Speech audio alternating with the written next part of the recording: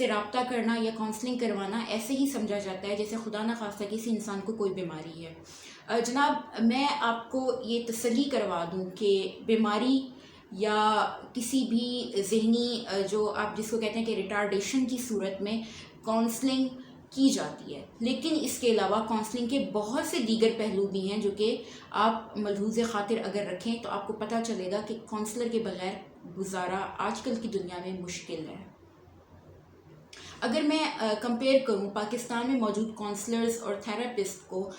European counsellor اور therapist کے ساتھ، تو جناب جہاں تک مجھے بتایا گیا ہے یا جہاں تک مجھے پڑھایا گیا ہے تو ہمیں یہ بتایا گیا ہے کہ وہاں پر کاؤنسلر جو ہے وہ بنیادی جو حقوق ہوتے ہیں ان میں لسٹڈ ہوتا ہے۔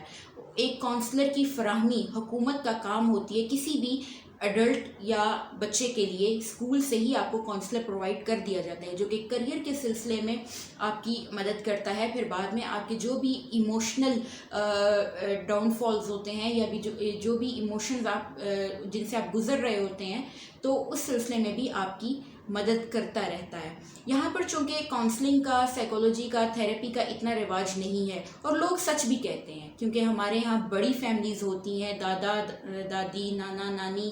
نانی کی بہن، نانی کی پھوپھی کی بیٹی، اس طرح تمام لوگ مل جل کر رہتے ہیں، جس میں ہم یہ چیز سمجھ سکتے ہیں کہ ہمیں کاؤنسلر کی ضرورت پیش نہیں آتی تھی، کیونکہ یہ لوگ جب بھی کسی بچے کا اترا ہوا چہرہ دیکھتے تھے، جب بھی کسی بچے کو پہلے سے زیادہ لڑتے ہوئے دیکھتے تھے، اس کا موڈ آف دیکھتے تھے، بات بات پہ غصہ کرنا دیکھتے تھے، رونا دیکھتے تھے، تو وہ خود ہی کوئی نانی، دادی یا دادا یا نانا بٹھا لیتے تھے اپنے پاس اور بڑے پیار سے پوچھتے تھے کہ بیٹا تمہیں مسئلہ کیا ہے، کیوں ایسے کر رہے ہو، کیوں بھائیوں کو تنگ کر رہے ہو، کیوں امی کو پریشان کر رہے ہو۔ لیکن اب مسئلے ہمارے ساتھ یہ ہو گئے ہیں کہ ہم لوگ